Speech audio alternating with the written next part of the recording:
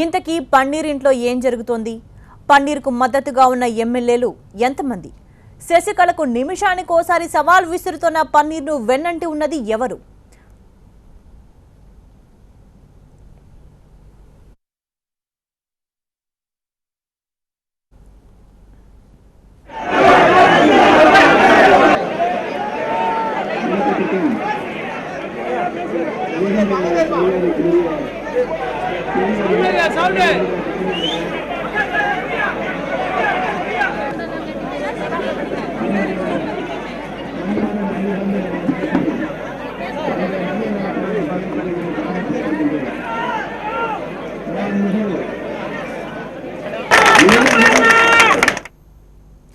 ఇవాళ పన్నీర్ సెల్వం ఇంట్లో ఏం జరిగింది?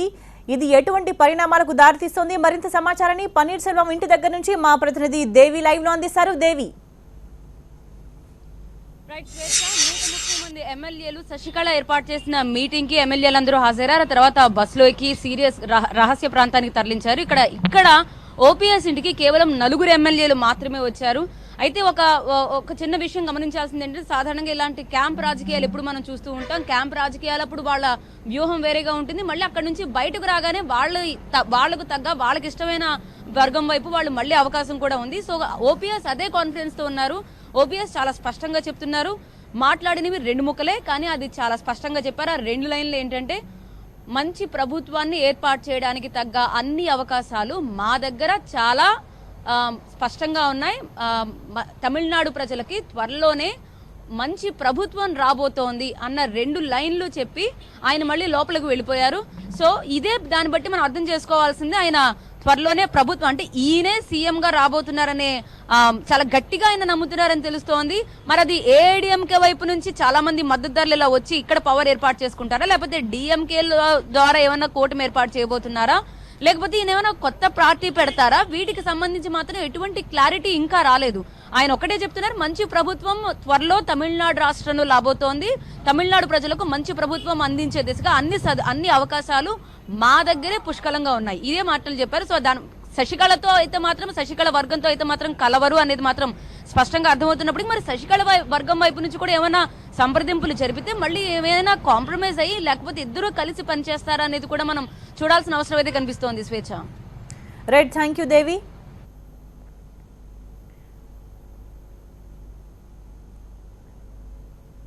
ఇక పన్నీర్ సెల్వం ఇంట్లో నెలకొన్న పరిస్థితులకు సంబంధించి పూర్తి సమాచారాన్ని మా ప్రతినిధి మురళి అందిస్తారు. పన్నీర్ సెల్వం నిన్న శశికళపై తిరుగుబాటు చేసిన తర్వాత ఒక్కసారిగా పరిణామాలన్నీ కూడా మారిపోతున్నాయి. తమిళనాడు రాజకీయాలంతా కూడా ఊహించని మలుపులు తిరుగుతుంటే, ఇక్కడ పన్నీర్ సెల్వం ఇంటికి ముఖ్య నేతలందరూ కూడా క్యూ కడుతూ ఉన్నారు. ఉదయం నుంచి కూడాను ఆయన మీడియాతో సమావేశమైనప్పటి నుంచి కూడా ఆయన చేసినటువంటి వ్యాఖ్యలు ఒక్కసారిగా కూడా సంచలనం రేకెత్తిస్తే, ఆ తర్వాత నేతలందరూ కూడా ఇంటికి వస్తున్నారు. సీనియర్ నేతలు పాండ్యన్ కావచ్చు, అలాగే మైత్రేయన్ ఎంపీలు కావచ్చు, మాజీ ఎమ్మెల్యేలు, కీలకమైనటువంటి నేతలందరూ కూడా జిల్లాల నుంచి వస్తున్నారు. వారంతా కూడా ఆయన ఇంటికి చేరుకుంటూ ఉన్నారు. ఇక్కడ నిన్నటి వరకు ఉన్నటువంటి పరిణామాలు వేరు. తమిళనాడులో ఇవాళ ఉదయం నుంచి రాత్రి ఆయన జయ సమాధి వద్ద వచ్చి చేసినటువంటి వ్యాఖ్యల తర్వాత ఒకసారిగా కూడా పరిణామాలన్నీ మారితే, ఉదయం నుంచి కూడాను ఆయన మరింత వ్యూహాత్మకంగా ముందుకు వెళ్తూ ఉన్నారు.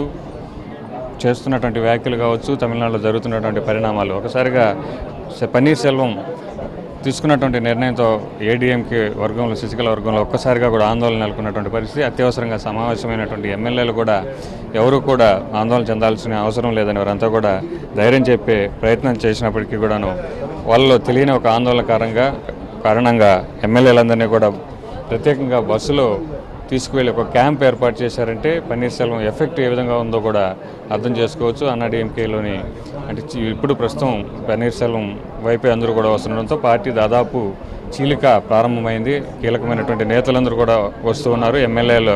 ఎమ్మెల్యేలు కూడా ఖచ్చితంగా ఇటువైపే వస్తారని వీరంతా కూడా ధీమా వ్యక్తం చేస్తున్నటువంటి పరిస్థితి ఇక్కడ ఉంది. ప్రస్తుతం మనం పన్నీర్ సెల్వం ఇంట్లోనే ఉన్నాం. ఆయన కూడా పై గదిలో ఉన్నారు. ఆయన కొందరితో ముఖ్యమైనటువంటి నేతలతో సమాలోచనలు చేస్తున్నారు.